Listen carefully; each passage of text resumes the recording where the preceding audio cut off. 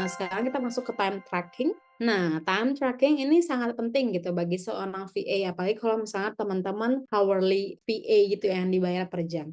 Nah, tapi selain untuk tracking time kita secara profesional, sebenarnya ketika kita time tracking gitu kan, kita tahu gitu seberapa lama sih kita ngerjain misalnya suatu task. Nah, ini untuk produktivitas kita, insight, dan healthy workflow. Jadi kalau misalnya teman-teman let's say, saat mau manage email, teman-teman mungkin, in first time manage email teman-teman butuh waktu 3 jam. Terus setelah mungkin after some time, sudah setelah beberapa waktu gitu kan, udah mungkin 4, 5 kali ngerjain manage, inbox, teman-teman jadi cuma 2 jam aja gitu kan, jadi lebih cepat. Atau mungkin kayak gimana nih, apakah mungkin lebih lama atau lebih cepat? Tapi let's say lebih cepat gitu ya, let's say lebih cepat 2 jam gitu. Jadi itu bisa kita tracking, oke ini 3 jam, terus ini 2 jam. Apakah bisa kita simpulkan gitu kan, bahwa teman-teman ternyata udah lebih jago nih, dari first time teman-teman, time tracking. That's important gitu sebagai VA, karena kita harus tahu apakah kita berproses saat ngerjain, apa namanya, task-nya, apakah kita semakin improve saat ngerjain task-nya atau perlu. Nah, apakah ketika pakai time tracking juga, ini kita ada ke-distract-nya atau kayak gimana? Nah, itu penting juga gitu kan, karena kalau misalnya ke-distract apakah kita stop time tracking-nya atau misal teman-teman biarin berjalan gitu kan. Nah, itu teman-teman harus sadarin kebiasaan teman-teman saat time tracking juga. Lalu, nah ya kan how long does it take to complete your certain task gitu kan. Jadi tadi berapa lama? Apakah 3 jam? Apakah 2 jam? Terus misalnya kayak let's say manage email 2 jam. Terus misalnya aku bikin design post misalnya 1 jam. Apakah itu gara-gara mungkin ini administratif task makanya dia butuh banyak waktu, dan yang satunya kreatif task makanya dia butuh waktu yang sedikit, atau mungkin karena aku lebih suka task yang kreatif daripada task yang administratif gitu kan. Jadi teman-teman menyadari gitu, oh yang ini cepat, oh yang ini lama, oh yang ini aku perlu improve di sini nih gitu. Jadi teman-teman selain ini profesional untuk hitung mungkin hourly time-nya teman-teman untuk apa namanya, dikali sama rate-nya teman-teman, tapi juga memahami personal teman-teman gitu saat mengerjakan sebuah, tugas kayak gitu. Time tracking help us gitu kan to become more mindful of spending our time gitu. Jadi kalau misalnya, oke ini waktunya ternyata kemarin, apa namanya, lebih banyak main-main gitu mungkin gitu ya. Jadi selain mungkin, mau ngatur berapa lama kita ngerjain task, mungkin teman-teman mau juga ngatur gitu kan, berapa lama nonton Netflix atau mungkin lama, di media sosial berapa lama gitu kan. Nah, teman-teman bisa tracking juga, oh kok kerjaannya lebih sedikit gitu kan daripada nonton Netflix atau nonton nonton Disney Hotstar. Nah, itu teman-teman bisa tracking juga gitu ya, biar lebih mindful saat teman-teman mempergunakan waktunya teman-teman. Nah, tadi ini aku udah jelasin untuk yang benefits of time tracking-nya. Nah, untuk time tracking sendiri, untuk tools-nya yang paling, sering atau paling sering dipakai sama namanya VA atau freelancer adalah Toggle, karena Toggle pertama yang free-nya udah enak banget, yang kedua adalah dia gampang digunain gitu. Ada juga Hubstaff sebenarnya atau kayak, Track, tapi yang paling banyak digunain setahu aku Toggle karena aku juga pakai Toggle. Nah, sekarang aku akan demoin nih cara pakai Toggle. Nah, kalau misalnya teman-teman pakai Toggle, silakan buat akunnya dan ini gampang sih, gampang banget untuk timer ya. Ini, oke, ini dashboard-nya gitu ya untuk Toggle, ini salah satu klien aku gitu ya. Nah ini, ya teman-teman lihat gitu kan, oke. Nah kalau misalnya kita tracking time gitu kan, selain aku tahu berapa lama aku kerja gitu kan, week totalnya, aku tahu, oke kenapa ngerjain research ini lama gitu. Atau misalnya kayak, kok ngedit videonya lama gitu, apa nih kendalanya? Jadi teman-teman tahu kayak gitu. Mungkin, oh yang ini kendalanya ini kemarin, oh yang ini apa, kayak gitu. Nah kalau misalnya teman-teman mau pakai tracking time, let's say kita bikin, nah di sini bisa bikin kayak, ini nama task-nya, jadi misalnya task gitu kan.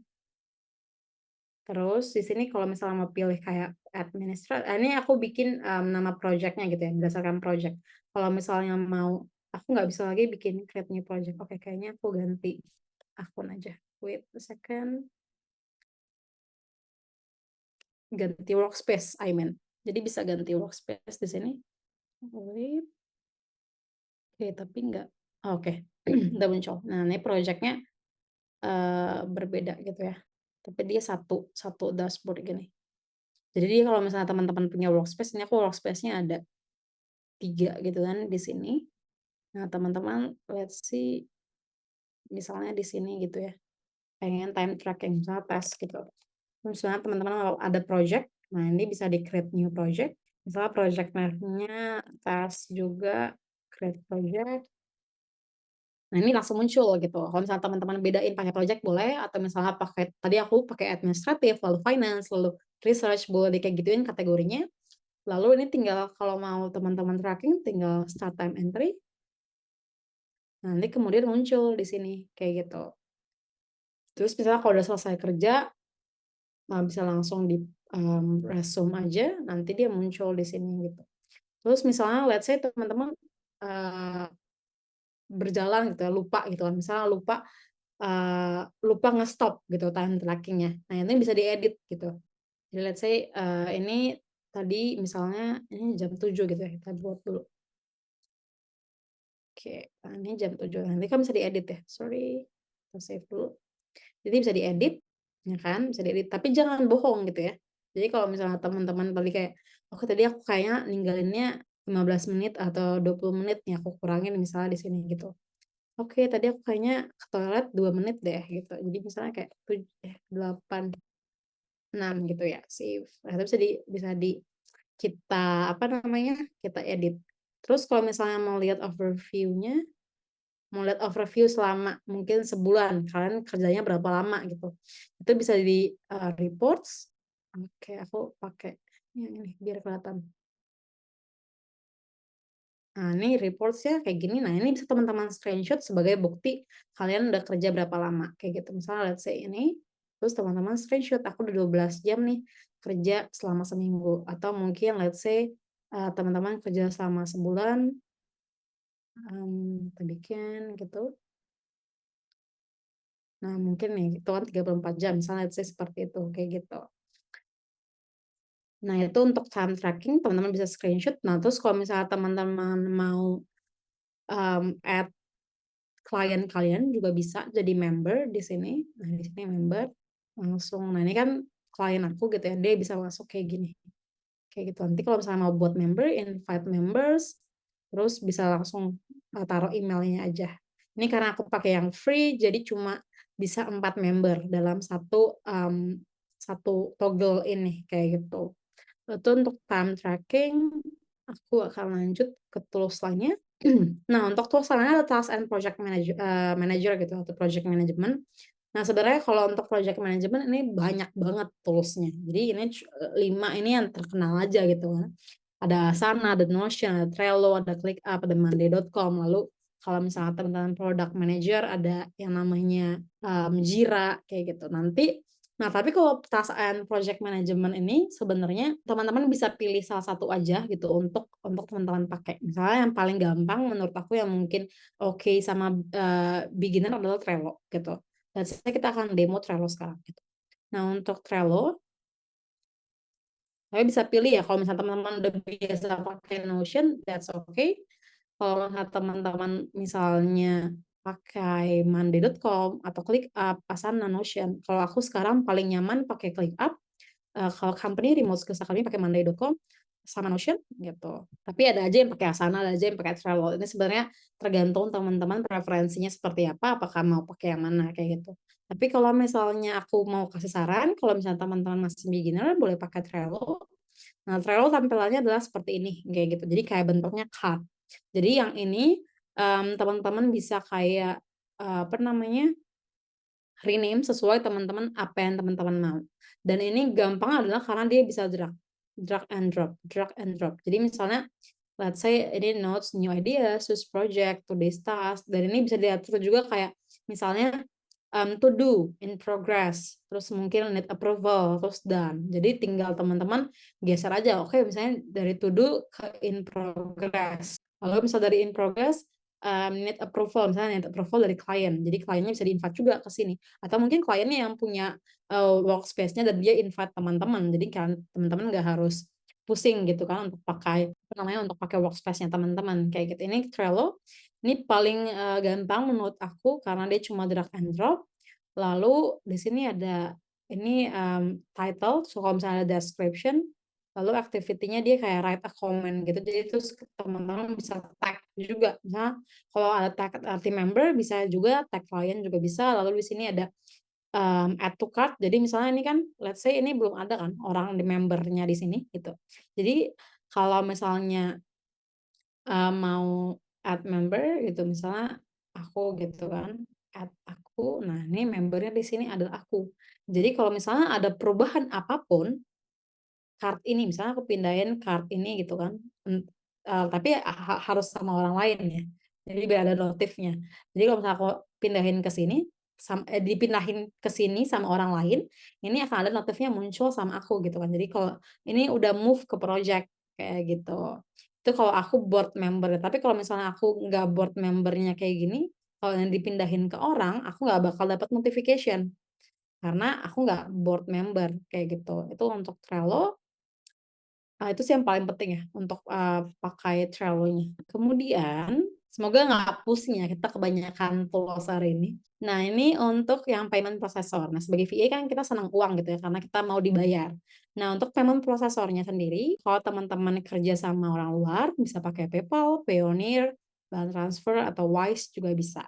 Yang paling terkenal dulu gitu kan, yang paling terkenal adalah PayPal. Mungkin teman-teman udah ada juga gitu ya, tanpa jadi remote worker juga bisa pakai PayPal gitu.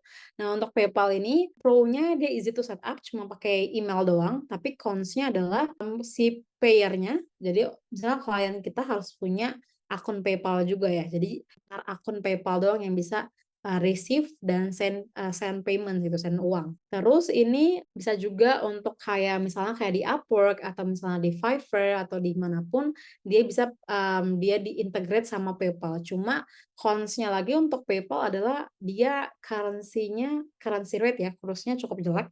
Jadi let's say di pasaran 16.000 gitu ya, di mid market, di PayPal mungkin, dia 500 bedanya, Rp500. Jadi 15.500. Jadi cukup cukup, signifikan, cukup, banyak gap-nya. Kemudian lalu kalau misalnya kita mau, let's say klien kita bayar kita $400. Nah, dari PayPal itu ada admin fee-nya dan itu cukup banyak, tergantung berapa dolar yang dia kirim, kayak gitu. Misalnya let's say dia kirim $400, mungkin dia potong $20. Jadi yang kita terima $380. Terus dikali kursnya yang agak jelek gitu kan, jadi agak boncos gitu sebenarnya pakai PayPal. Kemudian kalau misalnya kita withdraw, kita tarik di bawah 1.500.000, di PayPal juga dikenakan biaya, mmm, 16.500 kalau nggak salah, apa 16.000 gitu. Jadi kalau withdraw-nya di bawah 1.500.000 dikenakan biaya lagi, tapi kalau misalnya withdraw-nya di atas 1.500.000 aman gitu.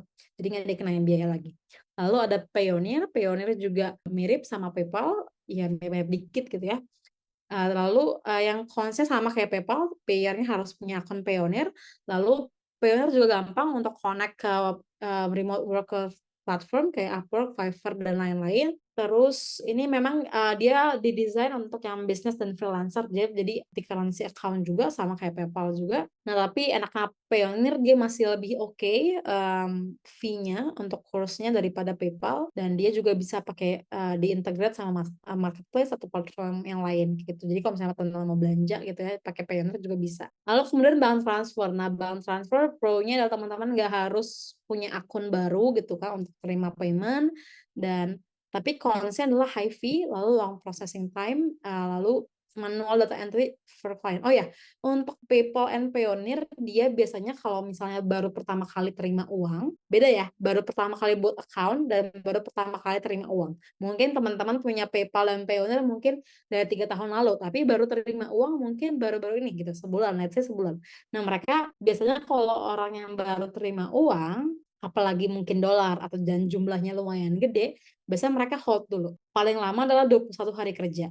Tapi biasanya kalau misalnya dia langsung, apa namanya, oke, 3 hari gitu, dia bisa langsung rilis, rilis uangnya.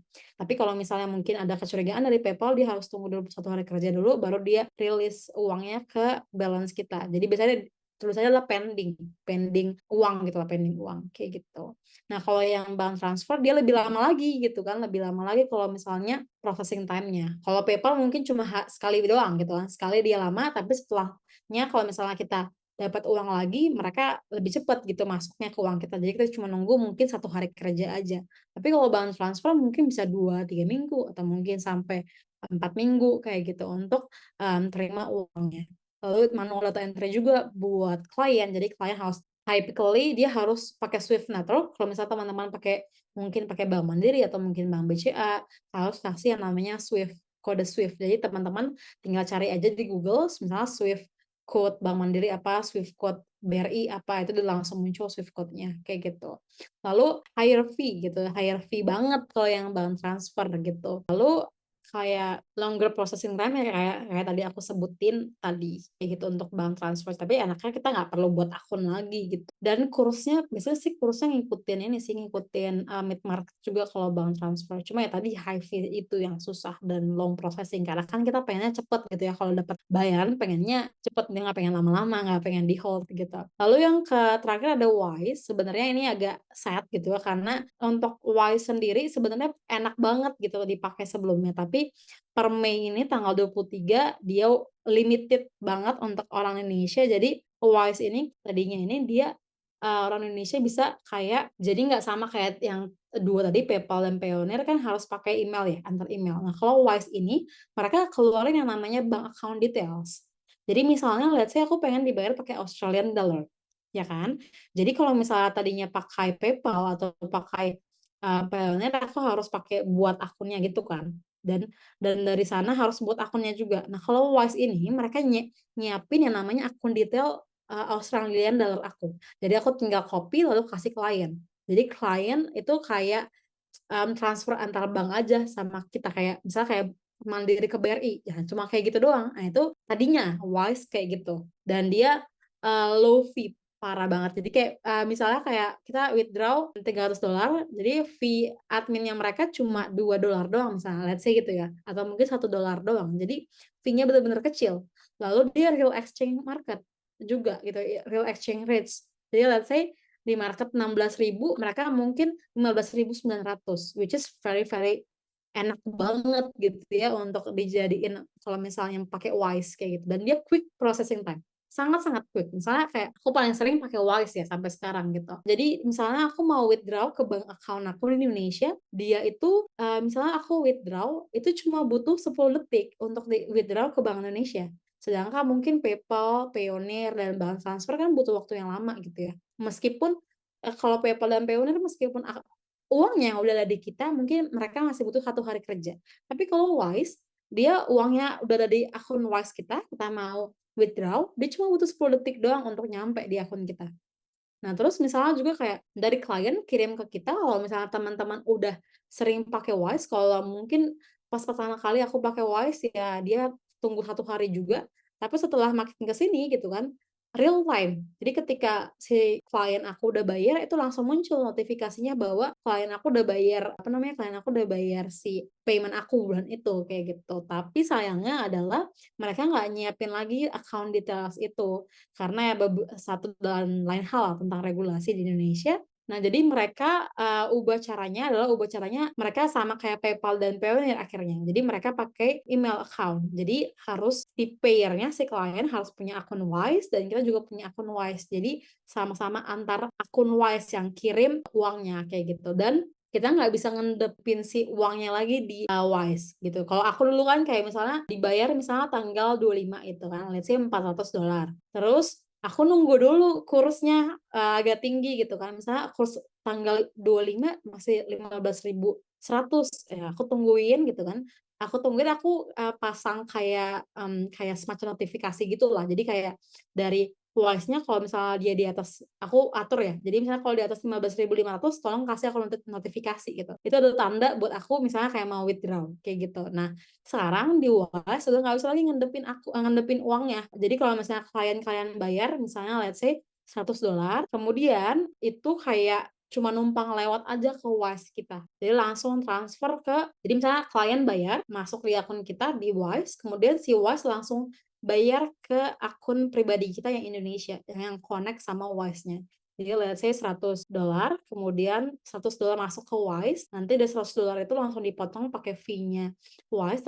Kalau Wise tergantung ya berapa jumlah si uang yang di withdraw, kemudian nanti langsung masuk gitu, misalnya 1.500.000 itu langsung masuk ke akun kita. Jadi nggak bisa lagi ngendepin di, apa namanya, di Wise dan nunggu kurs bagus kayak gitu. Itu untuk Wise, tapi still a good choice kalau misalnya teman-teman mau cari yang low fee dan yang real exchange rates kayak gitu.